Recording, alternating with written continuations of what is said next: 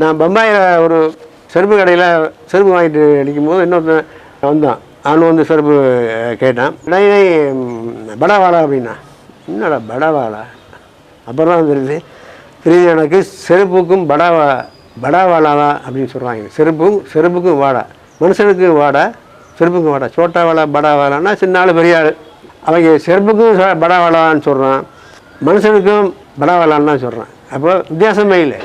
செருப்பும் ஒன்று தான், மனுஷனும் ஒன்று தான் அப்படிங்கிற மாதிரி அந்த லாங்குவேஜ் இருக்குது. தமிழில் அப்படிலாம் பேச முடியுமா?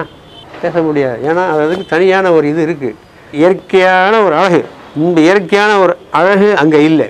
இதை வந்து தமிழர்கள் புரிஞ்சுக்கிறது இல்லை, இங்கிலீஷ் பேசுறதுக்கு ஆசைப்படுறாங்க. தமிழை வந்து என்னமோ ஒரு மாதிரியா எடுப்பார் ஹைப்பில்ல மாதிரி தான் வந்து பொதுவாக படித்தவனும் சரி படிக்காதவனும் சரி மற்ற மொழியோடு ஒப்பிடும்போது தனியான ஒரு இடத்துக்கு வருது. தமிழை பேசும்போது ஒரு திருப்தி எல்லாம் நமக்கு வர்றதில்லை மற்ற மொழியை பேசும்போது.